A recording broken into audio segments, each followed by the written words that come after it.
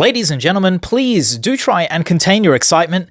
There is a new Toyota RAV4. I'll give you a second just to clean yourselves up. That's right, we've got an all-new generation of what could well become the world's most popular car. And I say that because the RAV4 has prior form. The current generation was ranked as the world's top-selling nameplate in 2021 after all. And once the new 6th generation RAV4 gets here in 2026, Toyota is going to be pulling out all the stops to make sure the RAV4 once again becomes the world's most popular SUV, if not the world's most popular car outright. Here's how it's going to do it.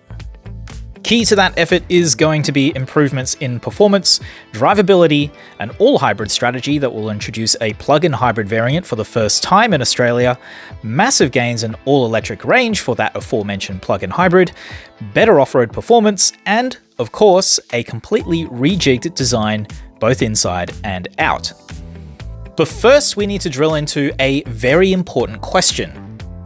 What does RAV4 actually mean? Well, luckily you've got me here to explain it for you. RAV4 stands for, believe it or not, Robust Accurate Vehicle with Four-Wheel Drive. Yeah, it's pretty much nonsense. But while the name is a bit of a silly sally, the RAV4 will continue to be very much a sensible Sandra. Just take a look at it. The new 6th generation model is built on the same TNGA platform as the 5th gen. However, everything is pretty much fundamentally changed, from the sheet metal to the interior furniture to the powertrains, pretty much everything except for the core underpinnings. Dimensionally, it's about the same. Same wheelbase, same width, and only a handful of millimeters difference in length.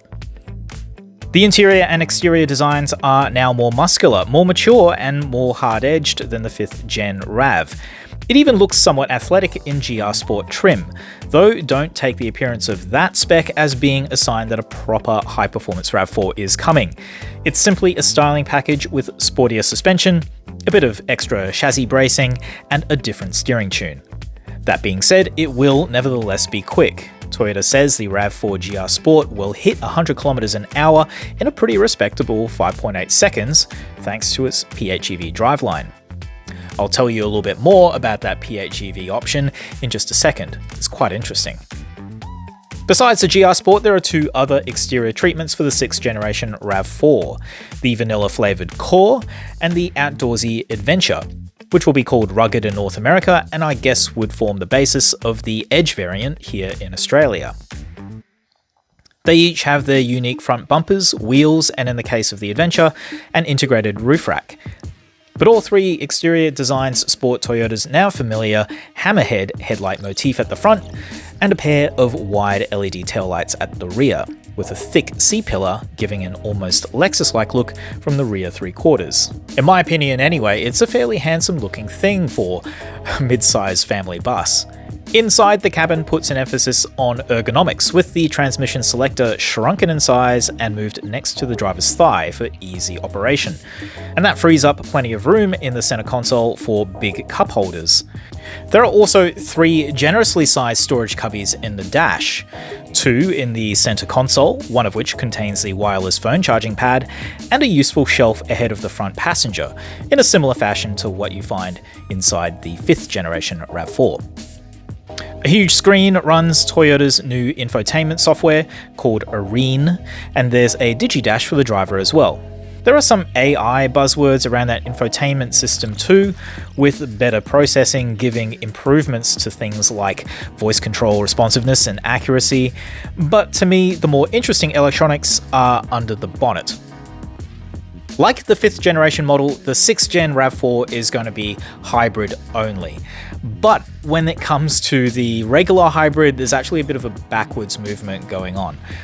For 2026, for the 6th generation model, the conventional hybrid is going to have a combined power output, so the combined power of the combustion engine and the electric motor, of 143 kilowatts, which is, in this day and age, not really a huge amount, and it also represents a significant step down from the 160 kilowatts of the current 5th generation hybrid RAV4 in Australia anyway. We're talking about Australian relevant specs here. Now, granted, Toyota isn't talking about fuel efficiency numbers for any of the variants just yet. It is a little bit early for that, but one would reasonably assume that if they're going to be dropping power out of the conventional hybrid, that there should be a substantial uplift in fuel economy to compensate for that as well. But it would be kind of premature to make that assumption. We're going to have to wait to see more numbers, and those numbers should come out as we get towards the end of this year and closer towards the 2026 launch of the range. But if you want more power than 143 kilowatts, then Toyota can certainly still provide. Like I said before, a plug-in hybrid option will be joining the Aussie RAV4 range for the first time next year. This is something that has been available overseas, principally in the United States, but has eluded our market for quite a while. And the numbers that they're talking about for this PHEV are actually pretty impressive.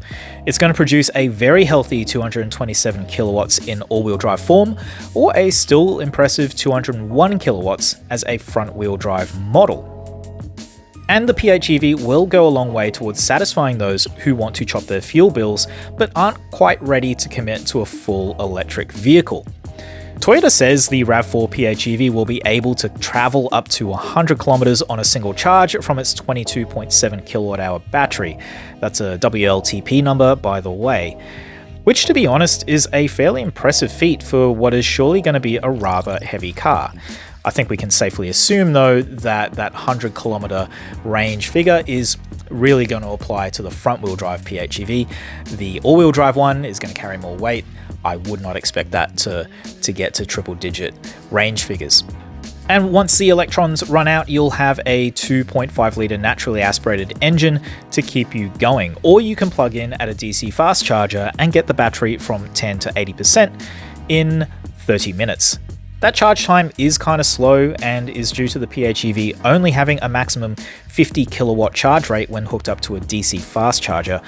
That kind of speed isn't uncommon for a PHEV though, but it's definitely well behind dedicated EVs that can accept more than double the charge rate. Odds are though, you'll most likely be charging at home on a domestic wall box outlet, in which case the RAV4 PHEV should be able to get to a full charge in about 3 hours off an 11 kilowatt charger. Oh, and while Toyota aren't releasing fuel economy numbers, they have stated a 1,350 kilometer total range for the PHEV. Those are pretty long legs.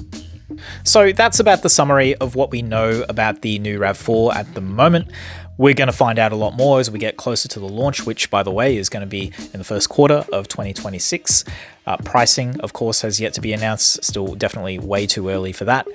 But place your bets in the comments about what kind of price tag you think this new generation RAV4 is going to wear.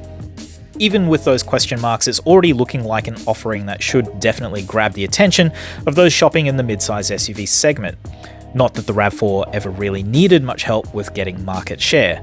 But now with the plug-in hybrid on the way, it definitely appears to be much more compelling than ever. What do you think though? Have you been in the market for a midsize SUV? Are you on the hunt for a new family car? And has this announcement changed the timeline of that process for you? Are you now willing to wait until 2026 to see what this new RAV is like? I'm interested to know. I'm interested to see what real car buyers think about this. I have my own thoughts, obviously, but I think your thoughts are probably more important because you're the ones who are going to be putting money down for this. Sound off in the comments. You know what to do. As always, please like and subscribe if you enjoyed this video and found it useful, and by all means share it with someone else if you think they might find it useful too. Thanks so much for watching all the way to the end. I really do appreciate it. I hope to see you in the next one. Goodbye.